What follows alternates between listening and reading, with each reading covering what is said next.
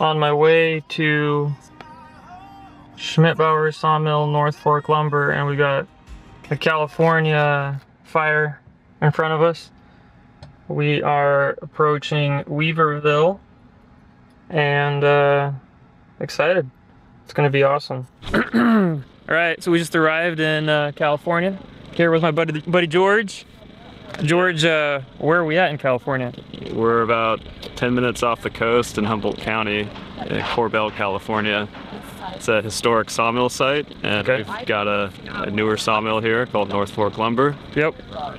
And I was in Berkeley having lunch with Dr. Thomas Aswell about a year ago, just talking about wood products, and these Australians were there that he had invited for their products, which is a fire retardant paint, or fire resistant paint. And yeah, they needed a big site to burn some sheds and do a big demonstration, and I had one, so I love it. No, they never would have been up in Humboldt otherwise, but it's good to have all these sort of people up here. And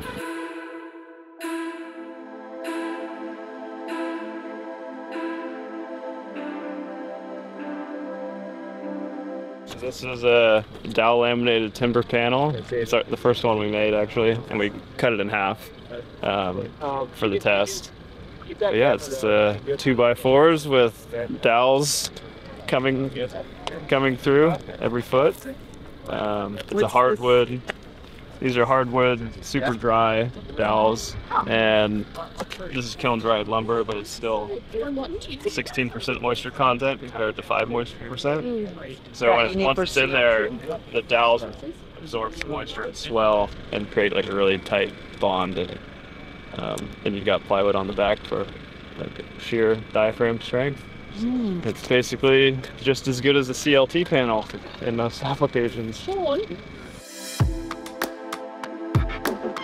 It's not really used for structural applications, but in a strong panel like this, where you have the strength tables for it, and it's not like a stick of framing, it can be used.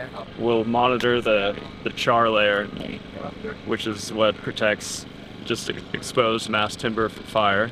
They'll engineer a char layer, basically. They have it like calculated. 2 hours of fire, the timber is going to char like 1 inch, and then it's protecting itself, so it'll stop. And as long as there's enough solid wood left to hold the structure up, it's protected. So you've got a big, depending on the building type, you've got a larger fire rating that you have to meet. You'll have to oversize the members structurally. It's just extra fiber for that fire protection. But if you don't want the gray necessarily, but if they can find some different coatings that can add to that fire resistance and show that it's only going to char a ½ inch instead of 2 inches in 2 hours, then that just means you can reduce the size and make the panel more affordable. So tell me more about fire. Why is it so important to do this research about fire and protection? Yeah, so I'll share from the Forest Service perspective. Yeah. So it's very important to be prepared for fire. As we know, fire is part of our landscape. We have some serious forest health issues right now that have created a situation where when fire is put on the land, it can be catastrophic. So if we're talking about fire, we're in California, right? Right. There's a lot of wildfires and damages people's homes, right? So what are we here trying to see? What are we trying to test today from a high level? Right. Well, I mean, really it's about creating community sustainability and regeneration, because when fires are hitting these communities, as you've seen, we've had massive evacuations. Right. We're losing structures in a situation where we already have not enough housing to begin with. Right. And so this is an opportunity to see a company that has been working on some products that can help us reduce risk to structures and communities today. Totally. But I'm really excited about some of the other innovations that they're working on and that other partners here are going to bring to the table. Could I ask what your name is and your job title? Oh, yes. Hi, I'm Christy Prescott. I work for the Six Rivers National Forest. I'm a social scientist and program specialist that is working on the Cal Forest WRX Alliance. Justin Rooney, I'm Managing Director of Flame Security International from Sydney, Australia. Super cool. In one sentence, what are we here to see today? We're just going to get stuff done. Like, we're going to show you that, you know, with the you get the smartest people in the room. Yeah. You know, get that academic firepower together, all working in one direction, and doesn't matter what country you come from. Yeah. But, if we work together, we can solve it. What are we solving? Impending dangers of wildfire that we are facing every day. So what you'll see today is, you know, we think we've invented a pretty much bulletproof system. We're going to give it everything we can today. I think there's 3 flamethrowers going as hard as they can. Do you have Elon Musk's flamethrower though? No. The beauty of this product, it protects the substrate and the structure behind it. So what you'll see is this char layer. If you imagine putting a piece of toast in the toaster, and You're right. blackens up. Yeah. You think, can I eat it or not? So you can scrape it off, and you'll see the material underneath is undamaged, and it's literally it's a repaint job, and your house is still there. Yeah. In layman's terms, it doesn't allow a fire to consume the building. Exactly. It puts the fire out. Yeah. And if somebody is watching the vlog and they're interested because they live here and there's that danger, can they go buy your product today and apply it themselves? Not immediately. Okay. So we've just made it available in Australia, but we've been negotiating with Ace Hardware locally, who have been a fantastic partner with us. Yeah. And fingers crossed, we'll be in stores in August this year. That's incredible. Yeah. Thank you so much. Thank you so much for Thanks for your sharing time. your story. Yeah.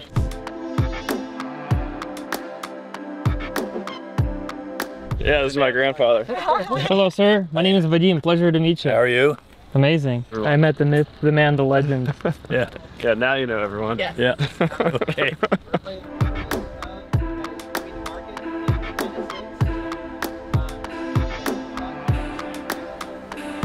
So my name's Benjamin Hughes Brown. I'm a fire safety engineer. I operate a fire test and research facility in Australia. So you know, we've certainly come a long way to this magnificent location. The expectation here is that it will catch on fire, because this shows if you don't have any level of protection, this is what you can experience. And this can happen in a real wildfire situation. Your house can actually be impacted quite substantially by direct flame. Looks like we got a FLIR camera up there, and the FLIR camera measures like temperature and the heat signatures of fires. We got flamethrower guy over there. We've got the first building right there. Right, here we go, guys. Start it. Go.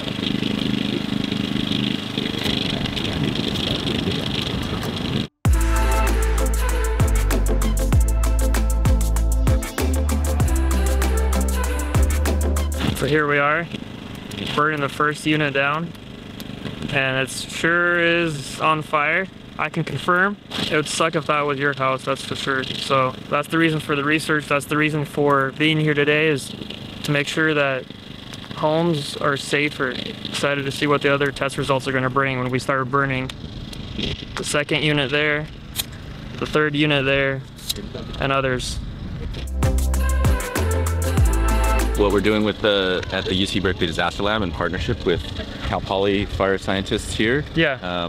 and some of our own labs at Berkeley, Yeah. and then FSI, is setting up a test to track emissions, ignition point, the heat at flame impingement, Yeah. and the heat generated by each of the structures. The untreated, which is the control you just saw, Yeah. and then the treated ones as we go down the line. Okay. What are the sensors? We're seeing a lot of like sensors and equipment. What do we got going on down here on the floor? The data log for thermal piles. Thermal piles are on the actual wall, and they measure the actual temperature Yeah. of the flames hitting the wall itself. And then we have a couple inside to measure the inside heat on each. How many data points you got going on there? Well, you'll see on these ones, you see Yeah. the cords hanging off. Yeah. So we should have one on each wall, and then I think there's one or two inside.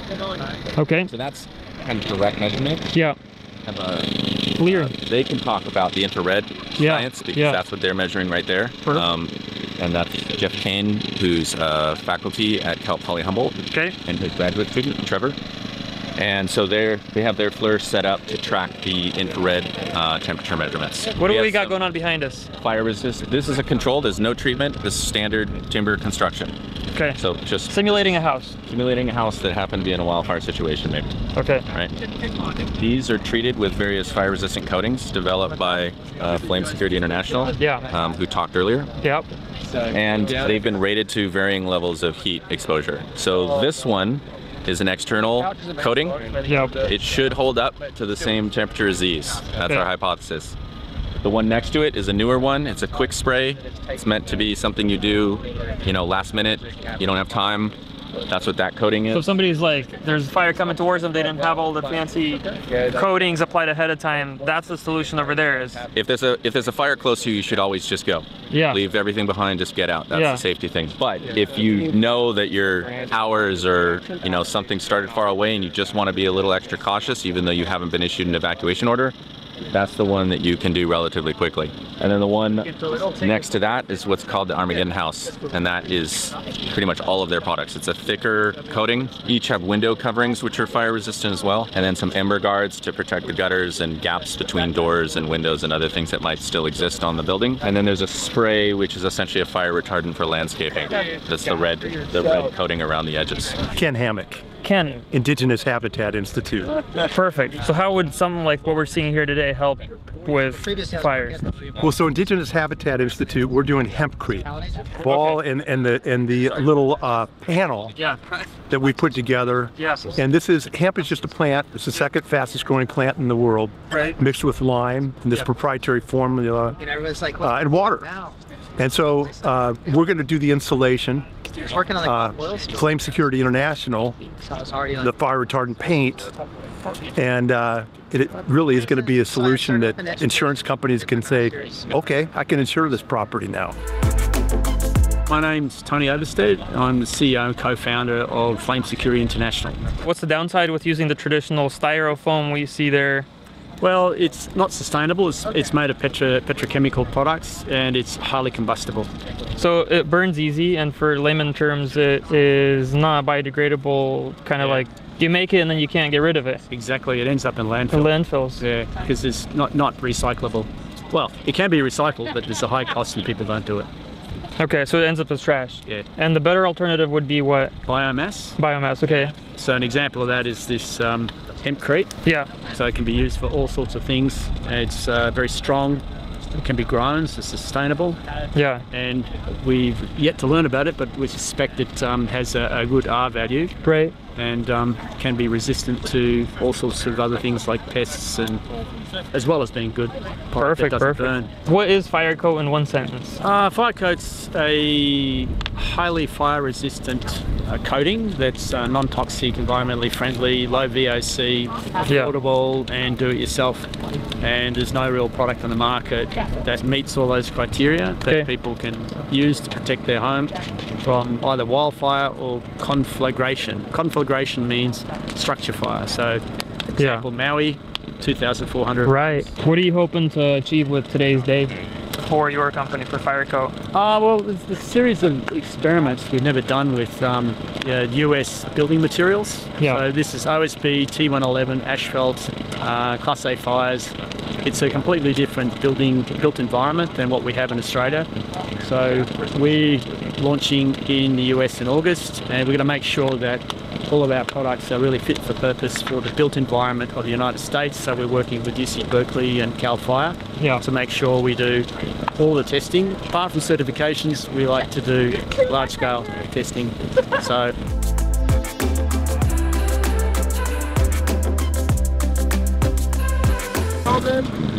And for the same duration that we had previously, and we'll see how this paint goes.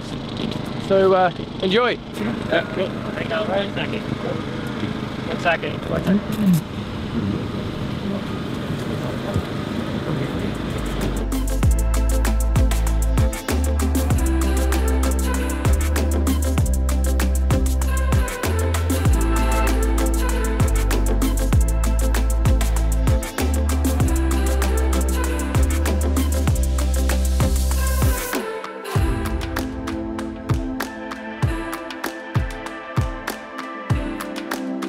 you're just seeing smoke. Not seeing any flames. You're hitting it again and again, and the structure is not burning. All right, so we're actually seeing exactly what should be happening, which is there's no flame, and the coating that was applied to the exterior of the building, the paint, is preventing it from being all up in flames. So far so good. It's holding up. That's pretty incredible.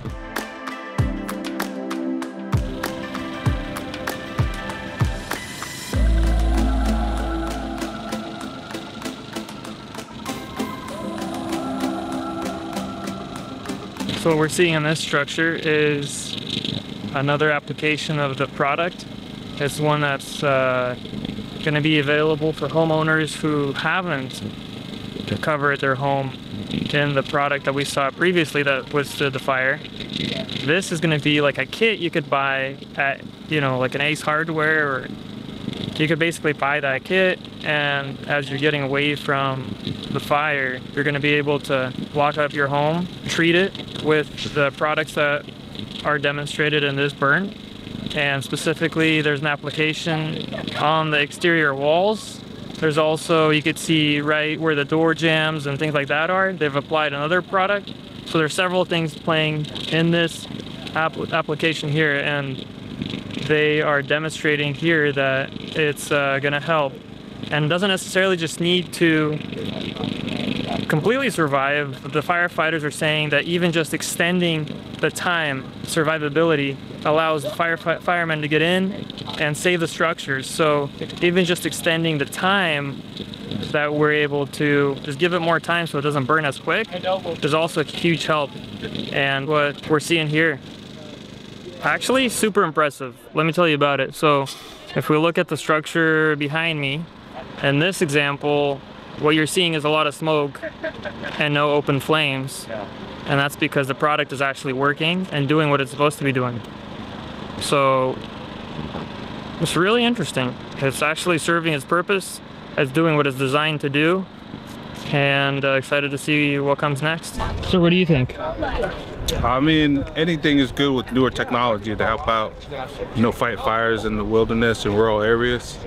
It helps, businesses too, and property owners that have homes out there that want to live out in the woods. It'll help them, slow down the fire process of coming at them and stuff like that. For equipment who's traveling wherever they're coming from, it could be 30 to 40 minutes until they get to where they gotta be at. Really? So it just depends on the time, but this right here gives you, another opportunity to fight fire. And away from that, I've been in the timber industry for about 40 years. I'm in the sawmill lumber manufacturing business. We run a sawmill here in Koval, California. Yeah. And that's North Fork Lumber. North Fork Lumber Company, that's correct. Ken, we're here and there's a product being announced or launched and tested here that you paint the walls of a timber framed building and doesn't burn. That's the idea, right? That's correct. I mean, but fire in the general public's perspective is like a negative thing, right? Correct. I think one of the reasons why we're in this predicament that we're in is simply because of the lack of management in the forest and harvesting of certain areas that are overgrown. And you have a fire come in and devastate the land and the timber and the streams. And in the society we live in, you're right, people think fire's bad. You need to put it out. But the native population of Humboldt County have lived with fire for years, and they manage the forest through burning back in history. So fire is a really positive thing for the land. It's just that when it gets so overgrown and we can't control it and it's out of control, then it's a problem. Makes sense. Okay, and then bring us closer to what we're seeing here today. Well, if you're looking at what these people are doing now, they're producing a product that's going to make how we live close to the forest and in the forest a little safer for everybody, so they don't lose everything that they own. And I was just talking to the fireman who said that even if it helps extend the time, that gives them more time to arrive and work on the disaster. That is already a huge benefit too. It is a huge benefit. Felling trees and making lumber is natural. It's part of the way we build homes and things, right? So just speak to the public, the general public, who doesn't understand that. They think that cutting trees down is a bad thing. Well, I have to ask them, do they live in a wood-framed home or do they live in a steel-framed home? What's better for the environment? A renewable resource or digging holes and mining the iron ore? Yeah, right. But also it's a renewable resource. Yes, very renewable. You cut it down, but we reharvest, come back in 50 years later and harvest it again. And here in California, are you growing more trees now or less trees now than before, or how does that work? We are growing far more trees than we harvest every day. I think the Six Rivers National Forest grows 360 million feet of timber a year, and we only harvest about 15 million feet a year off of it. And the fires probably take out more than 50 million feet of timber a year. The point is, through management of our ecosystem, we can do a good job working with nature to reduce the wildfire and utilize this timber for construction. That's beautiful. I love it. Thank you, Ken. All right, so with this structure, we're demonstrating how a fire starting inside the structure, and you see what happens.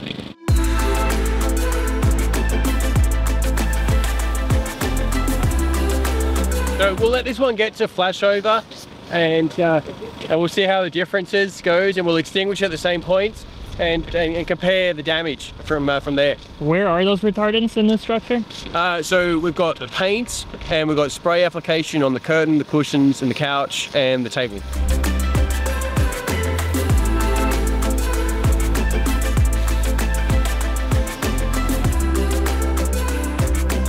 All right, so now we got the Armageddon house, they called it. It's the one where they applied all of their fire retardant and protections, and let's see what happens.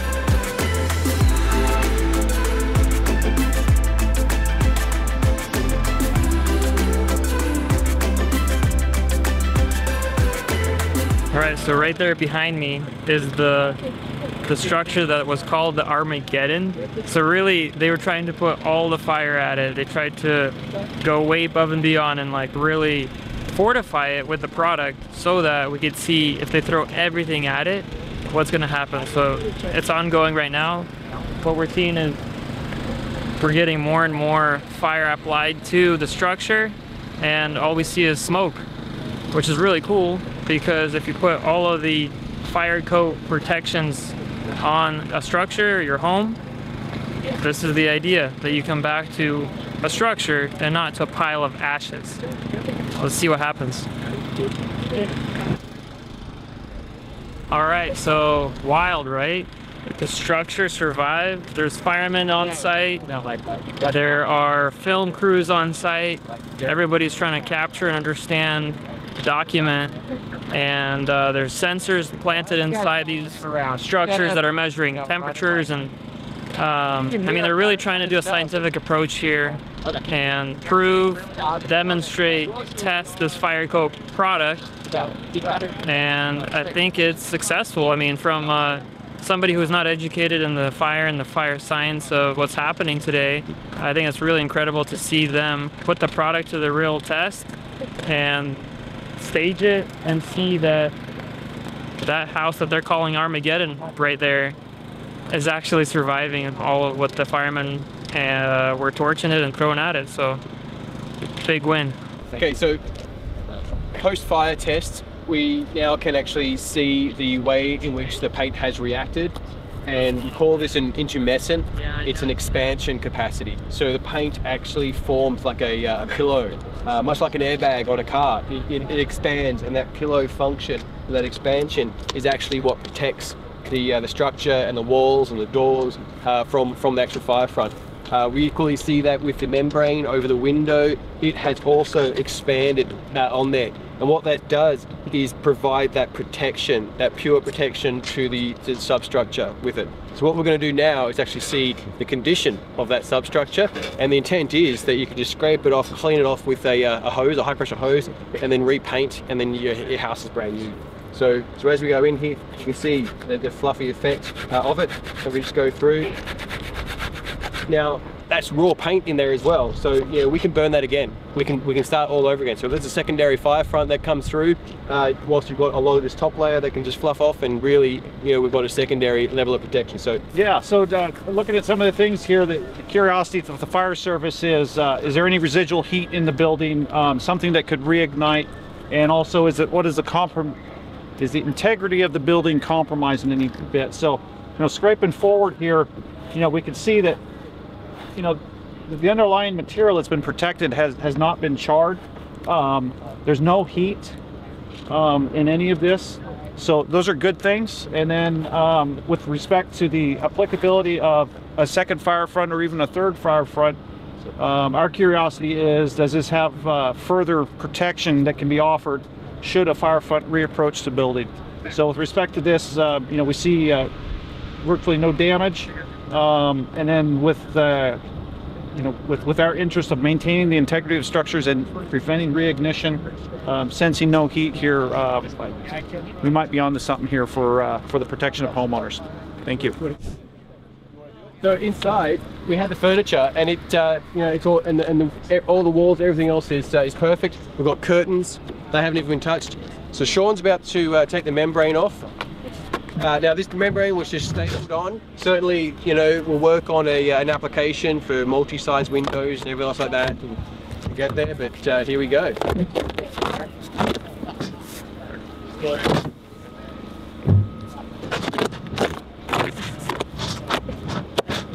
So now you can see post-fire, your window's perfectly fine. So the house is habitable. You know, you can actually go back in and live in it. You can get natural light happening, ventilation. Yeah, you got to clean up the outside, but hey, you know, you don't have to rebuild your house. That's I think a very important aspect. So this is super impressive. Look at that. The curtains are still there on the windows. You've got the furniture. Everything's still intact. What do you think? I'm blown away. Functional. We're going to open and close it. Wow. And that's the FIRECOAT right here? No, that was what is that? Oh yeah, that's still some residual that hasn't actually burnt at all. So that could protect again, you know, and that'll increase and seal that cup up all over again. Like we said, it's been over-engineered. Oh, it's furry. It's actually, you know, sort of a nice aesthetic. People might start doing this, you know. Yeah, I think my daughter has like a fugly teddy bear. It's similar. So the point is, it works, right? Yes, yes. It worked exceedingly well. The interiors are all clean, the outside got charred a little bit, but once you scrape it off, you're ready to go. So there's just some structural, there's no structural damage at all. Exterior cleanup is all that one needs. Wow. It's amazing. Right. So right here, we've got just the paint itself, and then this is where it started to get hit with the torch, and this is what happens to that material. It expands, foams up, and doesn't let the fire consume the building.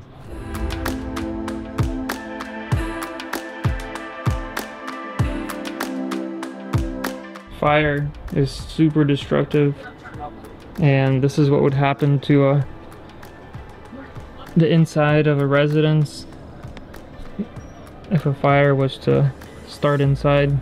You see how the windows break. Obviously the furniture goes up in flames. Structure was burnt.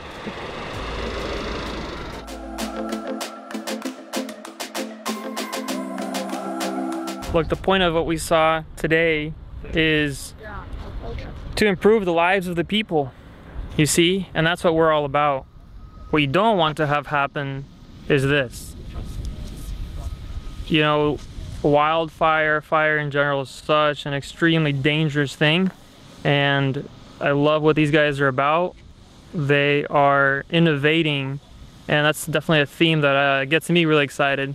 So they're innovators, and they're creating product that, you know, once applied to a home, allows your home to not go all the way to ashes, but survive and still stay standing. Sure, it needs cleanup work after a fire, but you don't have to rebuild a house. And if you don't have to rebuild from scratch and come back and clean up your structure, clean up your home, your warehouse, your sheds, your barn, you could move right in, because as you saw, the windows stay intact and could save a lot of people a lot of money and time and resources. So definitely want to support and encourage you to check out the rest of this project.